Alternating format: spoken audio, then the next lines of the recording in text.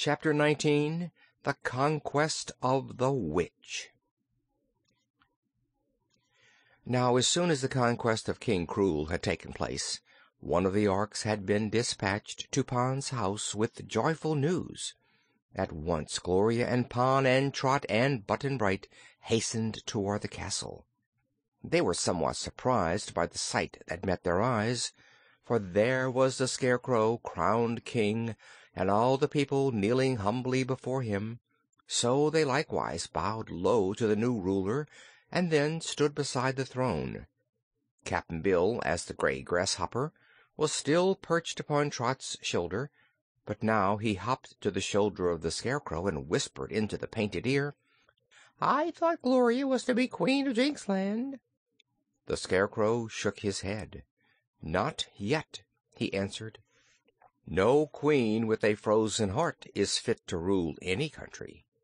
Then he turned to his new friend, the Ork, who was strutting about, very proud of what he had done, and said, "Do you suppose you and your followers could find old Blinky the Witch?" "Where is she?" asked the Ork. "Somewhere in Jinxland, I'm sure." "Then," said the Ork, "we shall certainly be able to find her." "It will give me great pleasure," declared the Scarecrow. "When you have found her, bring her here to me, and I will then decide what to do with her." The Ork called his followers together and spoke a few words to them in a low tone. A moment after they rose into the air so suddenly that the Scarecrow, who was very light in weight, was blown quite out of his throne and into the arms of Pon, who replaced him carefully upon his seat.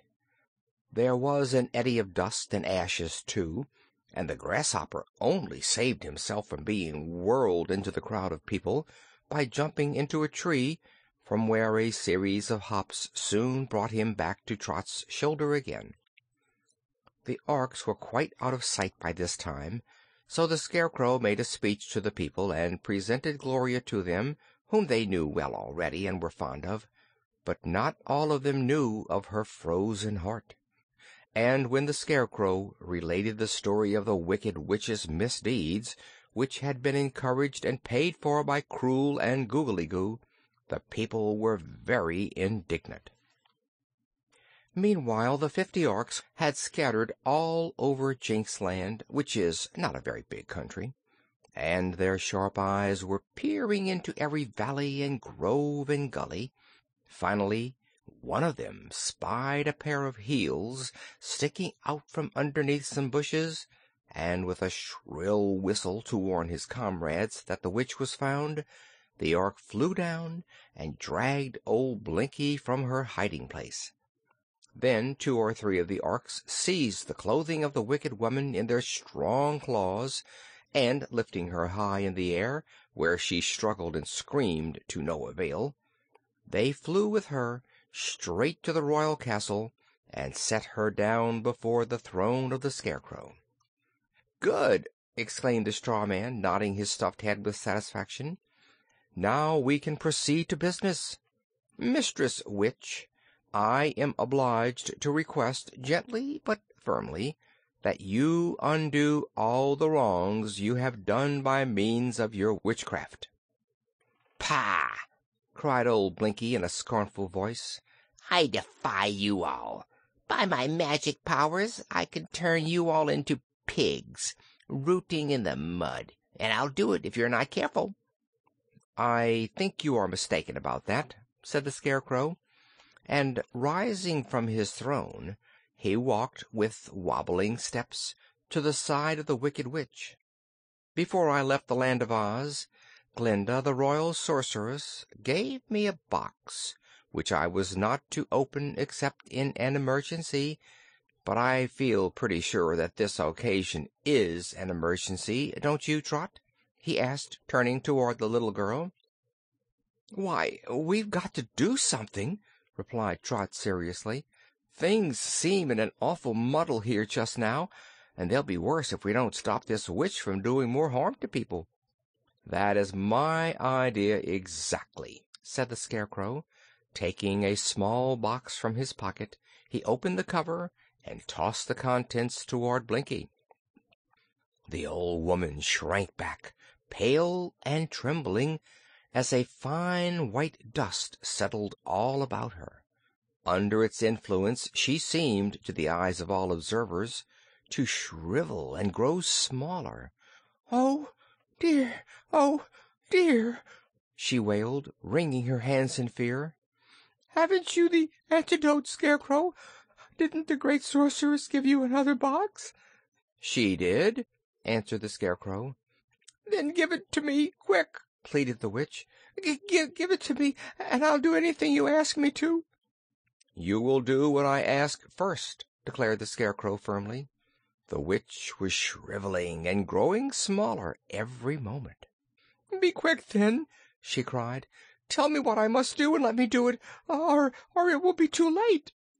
"You made Trot's friend, Cap'n Bill, a grasshopper. I command you to give him back his proper form again," said the Scarecrow. "Where is he? Where's the grasshopper? Quick, quick!" she screamed.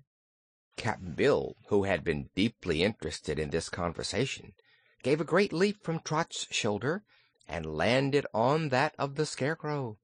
Blinky saw him alight, and at once began to make magic passes and to mumble magic incantations. She was in a desperate hurry, knowing that she had no time to waste, and the grasshopper was so suddenly transformed into the old sailor-man Cap'n Bill that he had no opportunity to jump off the Scarecrow's shoulder. So his great weight bore the stuffed Scarecrow to the ground. No harm was done, however, and the straw man got up and brushed the dust from his clothes, while Trot delightedly embraced Cap'n Bill. "The other box! Quick, give me the other box!" begged Blinky, who had now shrunk to half her former size. "Not yet," said the Scarecrow. "You must first melt Princess Gloria's frozen heart." "I can't. It's an awful job to do that. I can't," asserted the witch in an agony of fear, for still she was growing smaller. "You must," declared the Scarecrow firmly. The witch cast a shrewd look at him and saw that he meant it, so she began dancing around Gloria in a frantic manner. The Princess looked coldly on, as if not at all interested in the proceedings, while Blinky tore a handful of hair from her own head and ripped a strip of cloth from the bottom of her gown. Then the witch sank upon her knees, took a purple powder from her black bag, and sprinkled it over the hair and cloth.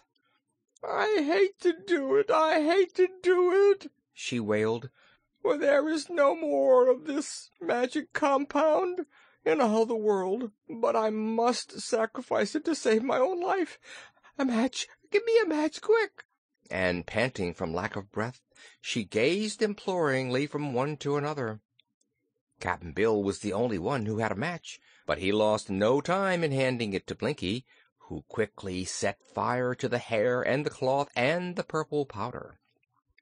At once a purple cloud enveloped Gloria, and this gradually turned to a rosy pink color, brilliant and quite transparent. Through the rosy cloud they could all see the beautiful princess standing proud and erect. Then her heart became visible, at first frosted with ice, but slowly growing brighter and warmer until all the frost had disappeared, and it was beating as softly and regularly as any other heart. And now the cloud dispersed and disclosed Gloria, her face suffused with joy, smiling tenderly upon the friends who were grouped about her. Poor Pon stepped forward, timidly, fearing a repulse, but with pleading eyes and arms fondly outstretched toward his former sweetheart, and the princess saw him, and her sweet face lightened with a radiant smile. Without an instant's hesitation she threw herself into Pon's arms, and this reunion of two loving hearts was so affecting that the people turned away and lowered their eyes, so as not to mar the sacred joy of the faithful lovers. But Blinky's small voice was shouting to the Scarecrow for help. "The antidote!" she screamed. Give me the other box, quick!"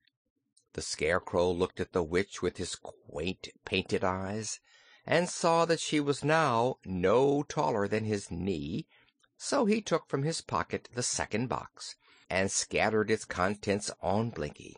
She ceased to grow any smaller, but she could never regain her former size, and this the wicked old woman well knew. She did not know, however, that the second powder had destroyed all her power to work magic, and, seeking to be revenged upon the Scarecrow and his friends, she at once began to mumble a charm so terrible in its effect that it would have destroyed half the population of Jinxland had it worked. But it did not work at all, to the amazement of old Blinky, and by this time the Scarecrow noticed what the little witch was trying to do, and said to her, "Go home, Blinky, and behave yourself. You are no longer a witch, but an ordinary old woman, and since you are powerless to do more evil, I advise you to try to do some good in the world. Believe me, it is more fun to accomplish a good act than an evil one, as you will discover when once you have tried it." But Blinky was at that moment filled with grief and chagrin at losing her magic powers. She started away toward her home, sobbing and bewailing her fate, and not one who saw her go was at all sorry for her. End of chapter 19.